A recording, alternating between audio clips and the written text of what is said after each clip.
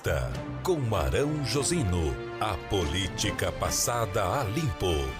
Vamos então passar a política a limpo aqui com o Arão Josino. Muito bom dia, Arão. Bom dia, Odair. Bom dia a todo mundo. Chegando sexta-feira, final de semana. E a gente chega também com a análise aí, o ponto de vista das principais notícias da política e da economia nacional.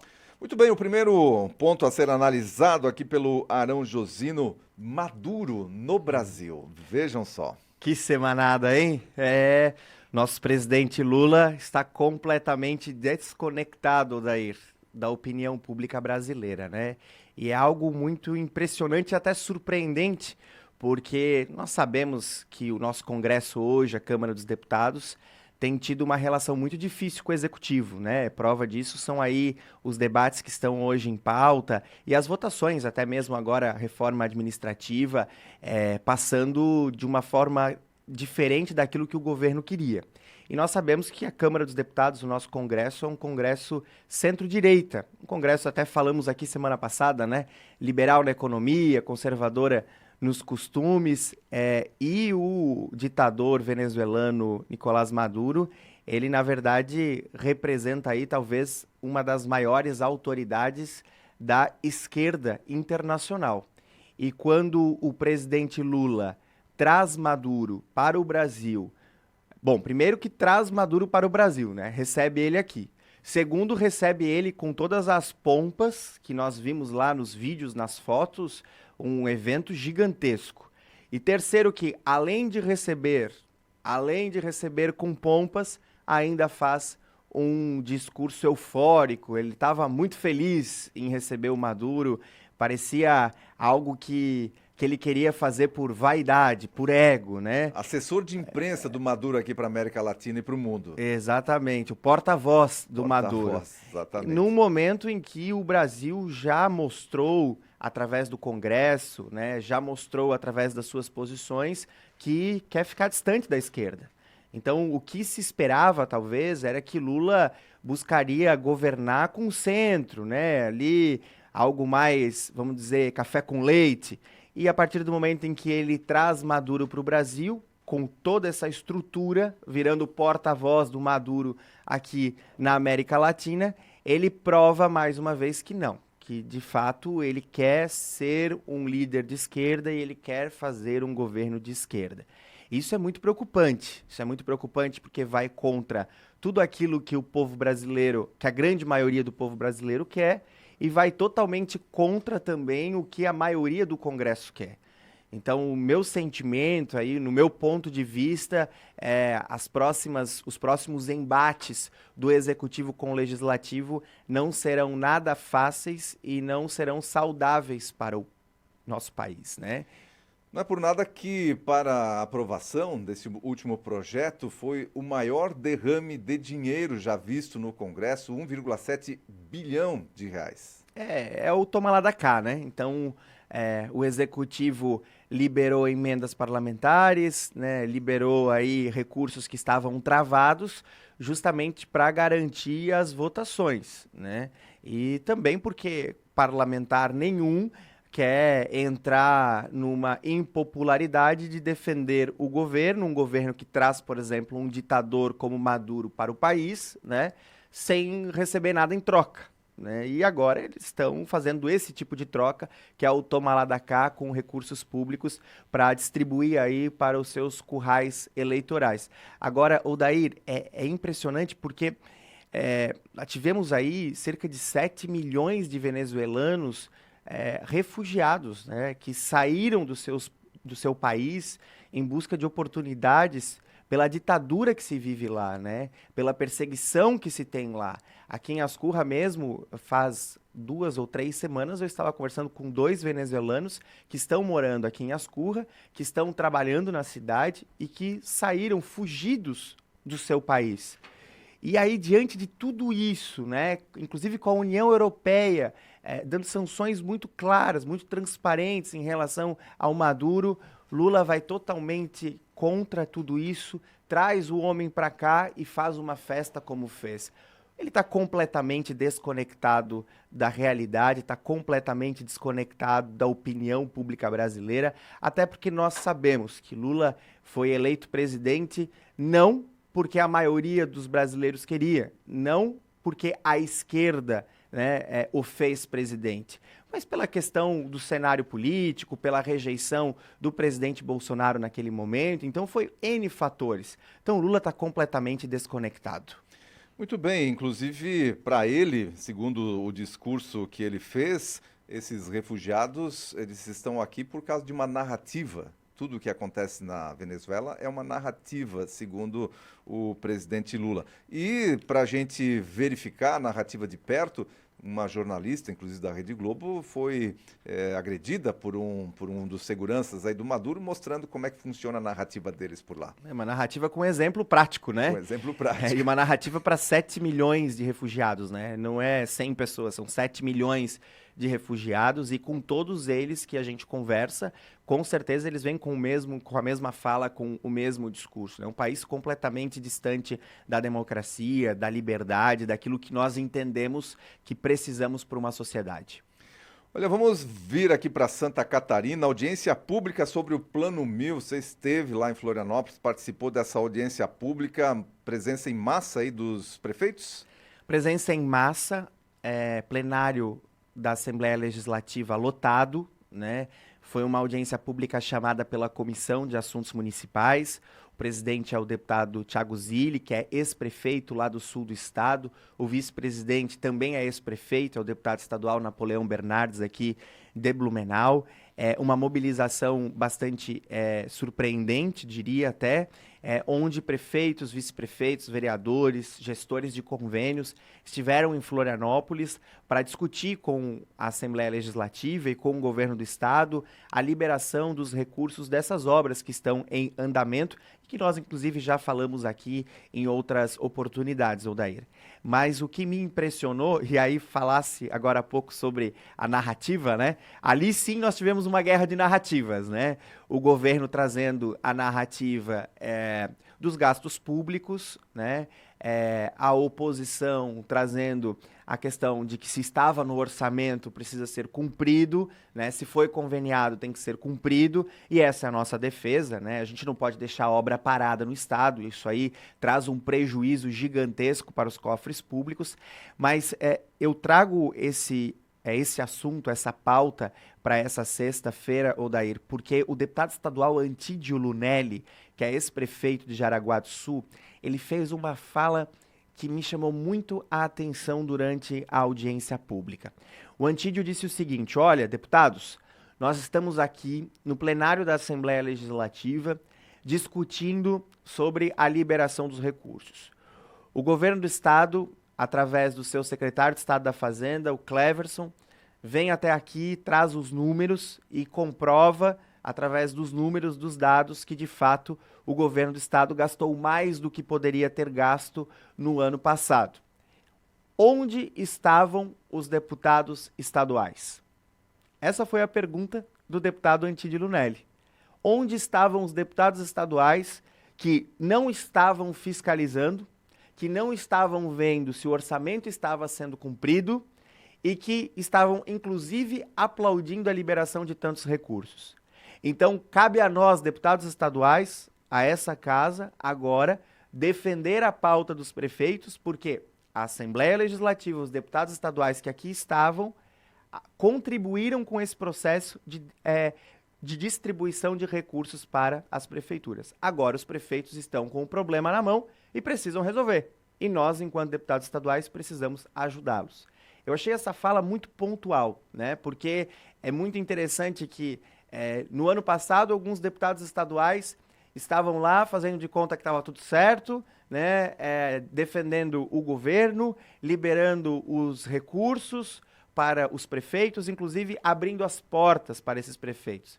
E muitos desses deputados estaduais agora estão, né, no governo de novo, e estão dizendo, não, pera lá, né, se gastou muito, né, não é bem assim, a gente tem que rever, precisamos de um tempo no governo. Não, pera lá, ou uma coisa ou outra. né? Então, o Cleverson, secretário da Fazenda, ele trouxe dados interessantes, né?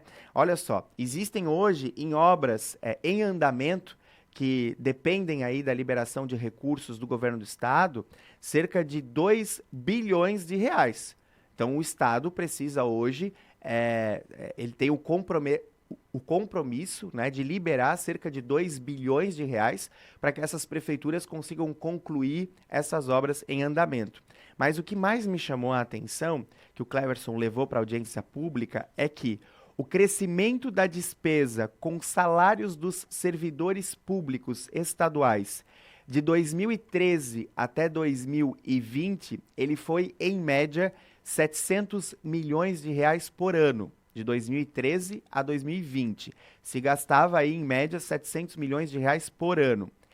Em 2021, tá, a folha subiu de 700 milhões para 1,5 bilhão de reais. Mais que o dobro. Mais que o dobro. Em um ano, mas espera, é mais preocupante. Em 2022, passou de 1,5 para 3,5 bilhões de reais com gasto em folha. 5 vezes o que era antes. E aí tem um ponto, e aí eu quero aproveitar aqui, Odair, sugerir que nós dois juntos façamos uma entrevista com o secretário de Estado da Fazenda, o Cleverson. Vamos convidá-lo para estar aqui na Rádio Cultura, porque ele traz que a previsão do gasto em folha para 2023 pulou para 20 bilhões de reais. São os estudos da Secretaria de Estado da Fazenda. 20 bilhões? 20 bilhões de reais. Gasto com folha.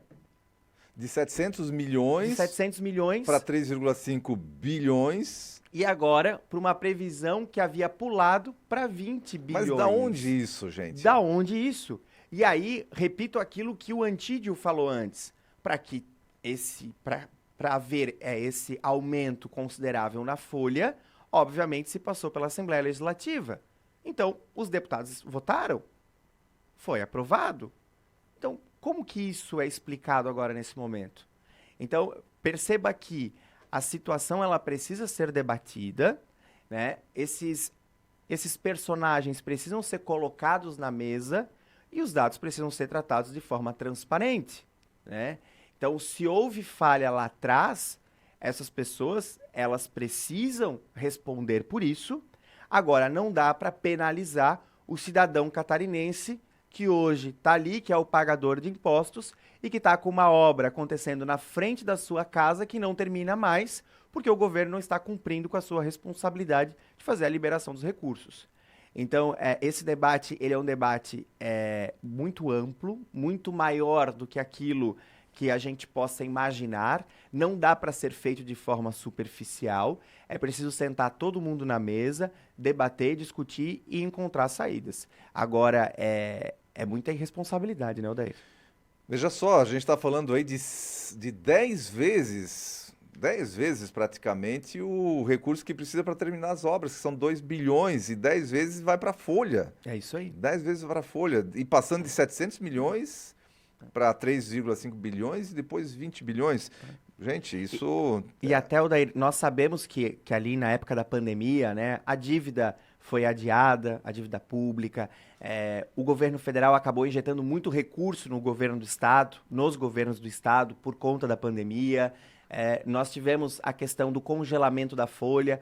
Então, é evidente que a receita, e aí depois do retorno da pandemia, tivemos um boom na economia mas interessante, tudo bem, né, Arão, né? mas... Agora, a receita cresceu, mas ela não ia continuar crescendo no mesmo ritmo. Era uma questão óbvia, né?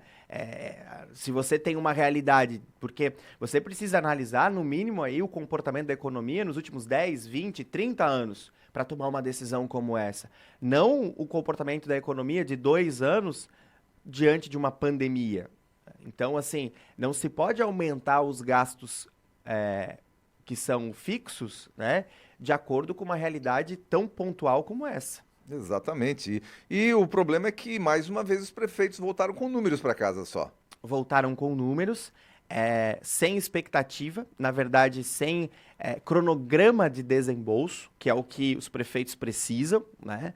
Agora existe uma previsão para o governador Jorginho Melo estar em Blumenau conversando com os 14 prefeitos aqui da região, onde o governador deve sentar com os prefeitos, né, estabelecer um cronograma de desembolsos para que os prefeitos possam se organizar e tocar as suas obras, que são tão importantes e fundamentais.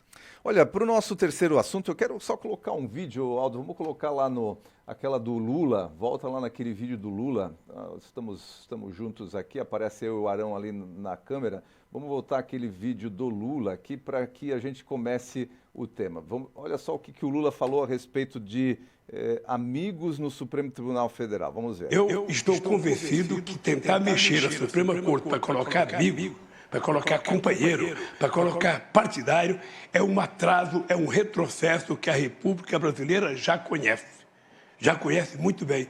E eu sou contra. Eu acho que a Suprema Corte tem que ser escolhida por competência, por currículo e não por amizade. Ponto de vista aí, não está dado o ponto de vista não aí. Não precisamos mais falar nada. Só que esse mesmo que falou aí vai colocar, indicou o Zanin para o Supremo Tribunal Federal. Zanin, que é advogado pessoal do presidente Lula. Ele está colocando o seu advogado como ministro. Teremos aí dos 11 ministros, 7 deles indicados pelo governo PT, seja por Lula, seja por Dilma. Isso é um verdadeiro absurdo. Nós estamos aí com as estruturas sendo emparelhadas. Não há explicação, né, para um STF, né, para um poder judiciário ser indicado de forma política. Isso não pode existir. Né? Você tem uma mistura dos poderes, dos interesses, das relações que prejudica de forma direta a democracia, né, a Constituição brasileira. Isso precisa ser revisto no nosso país. Acredito que num momento como esse, em que Lula indica o seu advogado pessoal para assumir como ministro, é um momento, sim, para o Congresso trazer em pauta o assunto e a sociedade brasileira cobrar isso, cobrar da classe política. Indicação dos ministros precisa mudar. Não dá mais para aceitar que seja de forma política. Nós precisamos mudar o sistema. O próprio Lula disse isso. O próprio Lula disse isso. Olha, o Zanin tem um escritório de advocacia, a mulher dele é sócia dele no escritório e está lá, né, como ministro do Supremo Tribunal Federal, com escritório de advocacia, pensa como esse escritório aí vai crescer nesse período aí. E um período curto, né, até 2050. O Zanin é ministro do Supremo Tribunal Federal. Até 2050. Até Olha, 2050. Tem muito chão pela frente. Muito chão. E para a gente fechar hoje, Arão, vamos falar de agronegócio. Crescimento do agronegócio espantou aí no primeiro trimestre, hein? Impressionante, Odair. Impressionante. Assim, trago os dados porque eu realmente fiquei surpreso e bastante feliz, é evidente, né, aí com o crescimento. Nós tivemos aí um crescimento do PIB de 1,9% nesse primeiro trimestre, mas o crescimento impressionante, ele veio do agronegócio, que cresceu nesse trimestre quase 22%. 22%. É o maior crescimento do agronegócio já registrado desde 1996. Enquanto isso, a indústria teve uma queda aí de 0,1% e os serviços subiu 0,6%.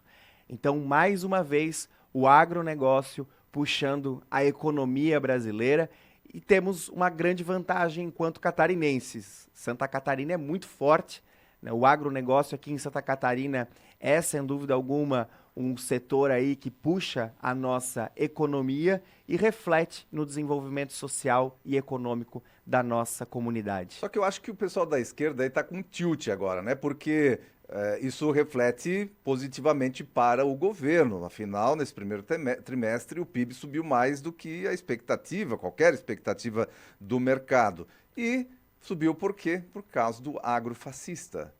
E agora? Exatamente. Agora gera uma confusão aí na cabeça dessa turma. Até porque dias atrás estavam discutindo o marco temporal no Congresso E o agronegócio, meu Deus, né? Parecia que acabava aí com o nosso país, que destruía as terras dos povos indígenas e aquela ladainha toda. E agora está aqui, mais uma vez, a comprovação de que a economia brasileira depende do agronegócio. O agronegócio, mais uma vez, surpreendendo. E aqui em Santa Catarina, se nós pegarmos lá atrás as crises econômicas que nós tivemos no nosso país, o agronegócio foi o que salvou o estado de Santa Catarina, né? Então nós temos essa grande vantagem e nós precisamos valorizar cada vez mais o produtor, nós precisamos valorizar cada vez mais o agronegócio, aquele trabalhador que realmente está contribuindo para que a economia do nosso país cresça e se desenvolva cada vez mais.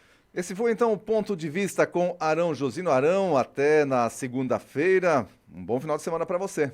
Muito obrigado, um bom final de semana para todo mundo. Seguimos de olho no que acontece. Semana que vem estamos de volta com os nossos pontos de vista. Bom final de semana. 8 horas mais 4 minutos. Olha, você